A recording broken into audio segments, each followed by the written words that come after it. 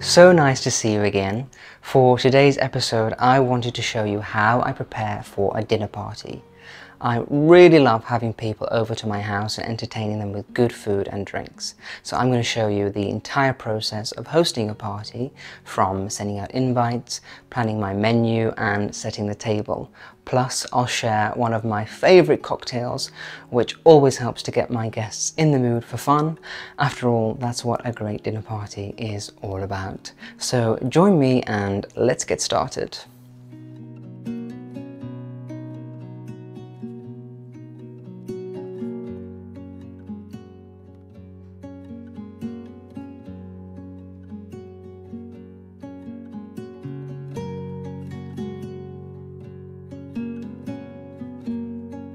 Sadly, sending invitations is becoming a thing of the past, and I totally get it.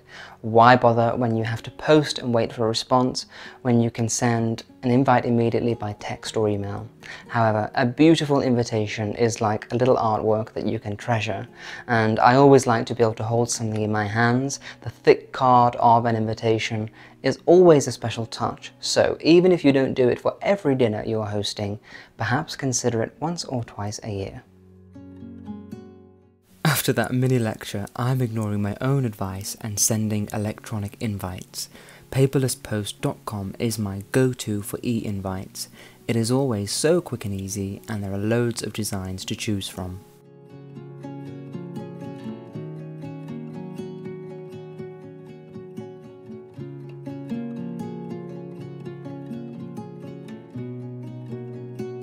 Now, once my guests have confirmed that they're able to attend, I like to begin planning the menu. Now, as with everything that I do, the most important thing when thinking about this is how I can make life as easy as possible for myself while still serving something truly delicious. The worst mistake you can make when planning a menu is being over-ambitious and having to face hours and hours in the kitchen stressed over a hot stove. If you're stressed, your guests will definitely pick up on that vibe and the evening won't be so fun. So plan a menu whereby you can prepare everything in advance, and then when your guests arrive, you can do your job of entertaining them and having a great time. Looking through some of my books is great inspiration for thinking about the menu. This one is about the Reagan White House and how the First Lady liked to entertain. Charlotte Moss Entertains is also a fantastic book for party planning, filled with inspiration.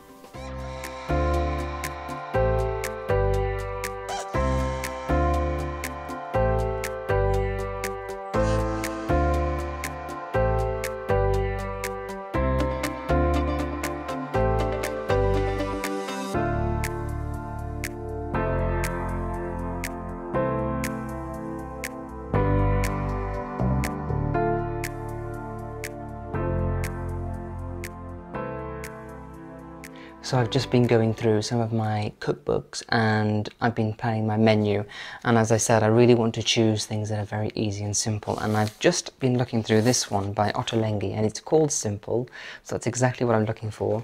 And I found this menu for pan-fried salmon with pine nut salsa, and this is a really simple recipe. You only need salmon fillets, and then it's just a case of making this pine nut salsa, which is so simple. It's a few ingredients. So all we have to do when we're making this is to prepare the salsa, which is very simple. And then 10 minutes before we're ready to serve, we just put the salmon into the oven, and that is it. So, and pour and spread the salsa over the salmon. So that is a very easy main dish that is not going to leave me stressed out. I can take away the starter courses, put this into the oven, serve everybody another drink, and then it's almost ready to eat.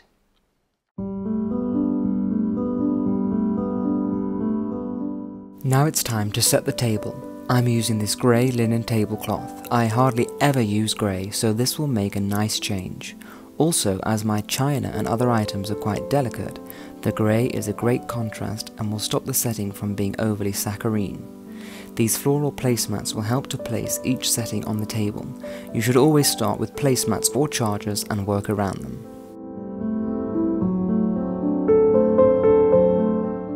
I'm using a new set of china called Harlequin from a British company called Club Matters. I will link everything in the description of this video. This design comes in a set of 4 and each one is a different colour, perfect for brightening everything up.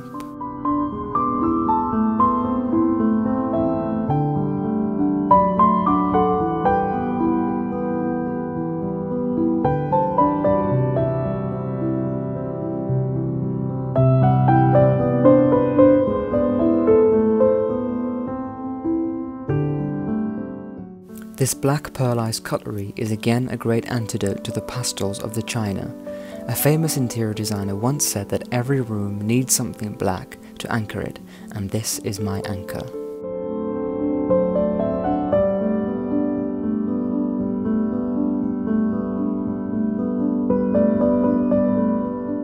Once you've placed the cutlery, it's much easier to find a home for your glassware. I always like to place mine in a trio above the knives.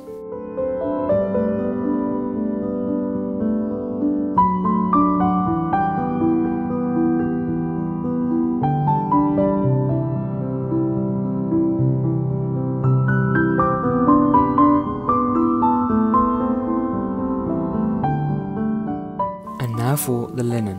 On my last episode of Tea Time Treats, I shared how to get your napkins really crisp. Be sure to check it out if you haven't done so already. I'll put the link in the description. These bamboo candlesticks are so elegant and unique, I really love them. So I'm just in the kitchen and I'm about to do some flowers for the table. Now, as with everything else, it's going to be simple. I'm just going to use some of these roses. I've got some very delicate pink ones and then some white ones.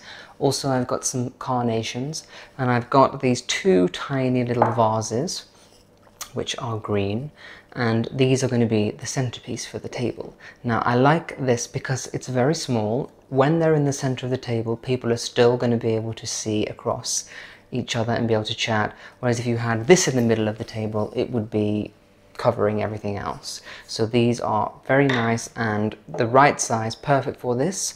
So I'm just gonna see what happens. I'm thinking I'm just gonna take some of the roses, cut them quite short, and then put a few sprigs of this spray of carnation just to give it a little bit more interest. So when I do this, I cut the stem quite short and then remove the leaves. And what I'm going to do is I'm going to cut them at different lengths so that we have more interest.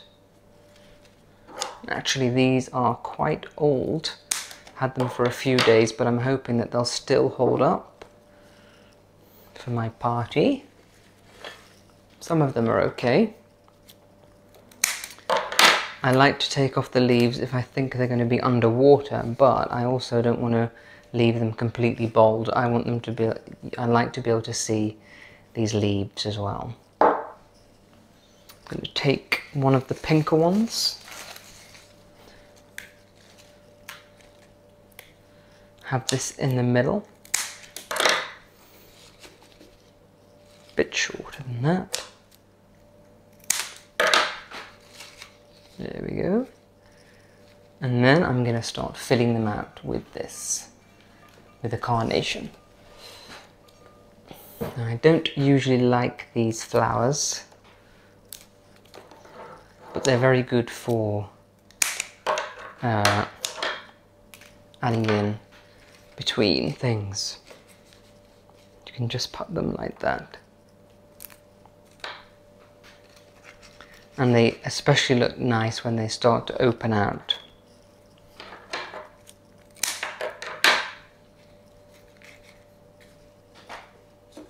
A few more.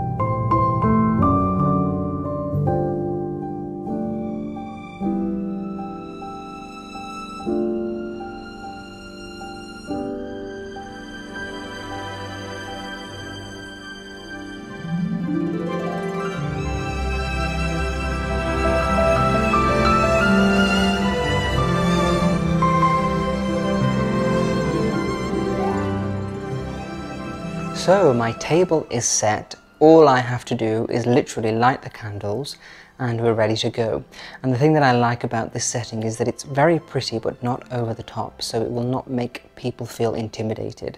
There's nothing here that's too, ostentatious or luxurious. Everything's pretty but simple, and I think that is the best way to host a dinner party. Sometimes if you go too over the top, people feel very uncomfortable, and even some of your best friends will be a little bit different than what they usually are. So the aim is always to have fun, be relaxed, and I think this setting will achieve that for me tonight. So now I'm going to get ready, and then I will do the last prep with the food, and I think we are ready to go with this dinner party. It's been so simple, so easy, and now I can just relax and enjoy the evening.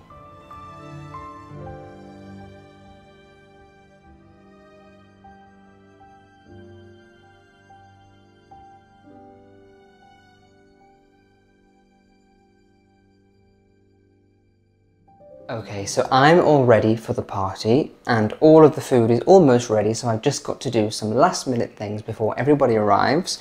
I'm starting with my cheese soufflés, which I baked yesterday, and all we need to do now is just to pop them in the oven for a few minutes and then I'll keep them warm. And then I'm going to start making my cocktails so that when everybody arrives they can have a nice welcome drink. And then it's just a case of preparing the salmon. That will go into the oven for a few minutes, and that will be ready again. So it's all very simple and easy. I've also got these little canapes here that I'm going to be serving so that everyone's got something to nibble on when they arrive. So we're pretty much prepared and ready. Let's start making these cocktails. So the cocktail that I'm going to share with you is super simple, as with everything today. That is the key word of the day. So I made this lemon syrup earlier today. It's got fresh lemon juice in, about 4 tablespoons, and then a lot of granulated sugar. What I did was I put that into a small saucepan and heated it up to let the sugar dissolve, and then let it cool, and then put it into the fridge. It's been in the fridge for about 4 hours, and all that we do is we put a spoonful of this into, about a teaspoon of this into the bottom of the glass, like this.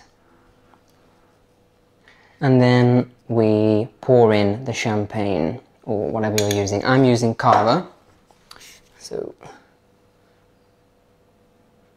oh, there we go, nice.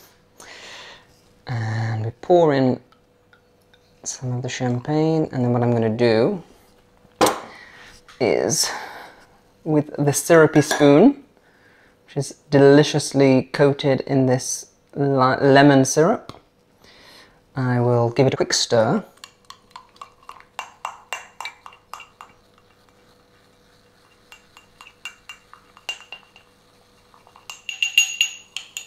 And you can actually put the spoon back into the syrup. It will just infuse it with bubbles, which I'm sure no one will mind about.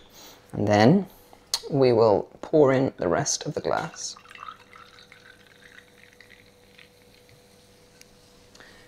Like that. And I'm just going to finish with some mint.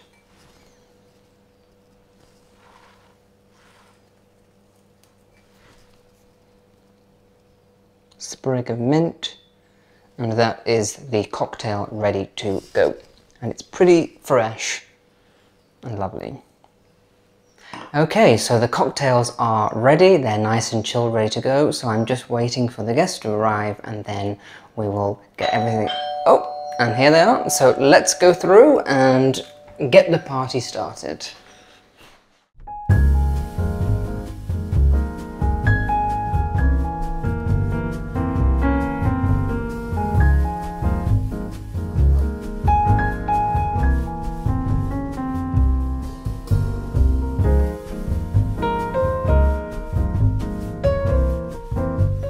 So we've had a few cocktails, everybody's really relaxed, having a nice time, so I'm just leaving them to it whilst I quickly plate up our first course. So let's do that.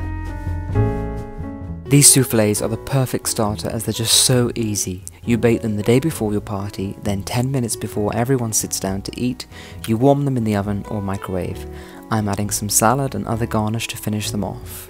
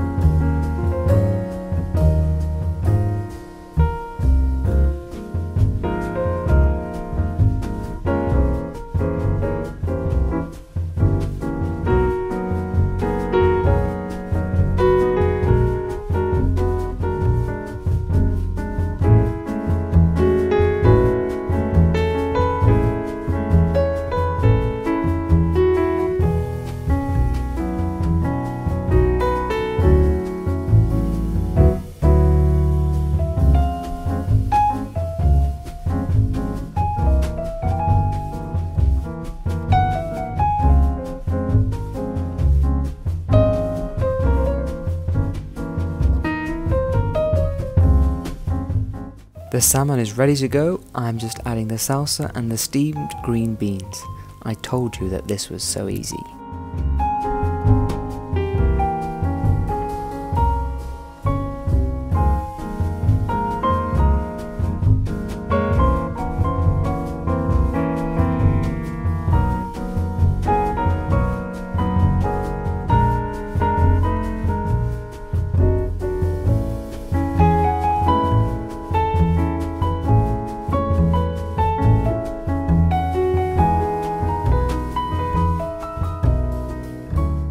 This flourless chocolate torte is a real crowd pleaser. It is extremely rich, so you only need a small slice to feel fully satisfied.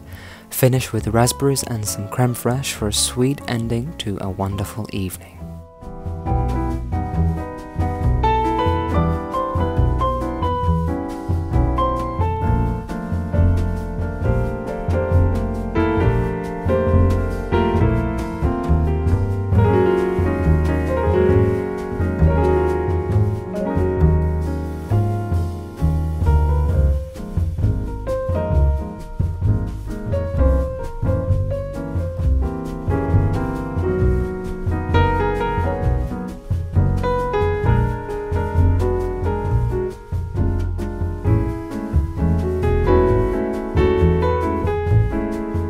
Well, thank you so much for joining me. I really hope that you've enjoyed this episode and it's inspired you to create your own dinner party at home.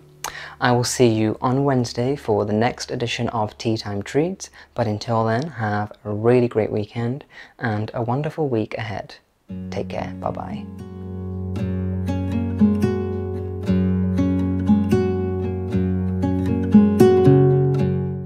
For next week's episode, I will be doing a Q&A.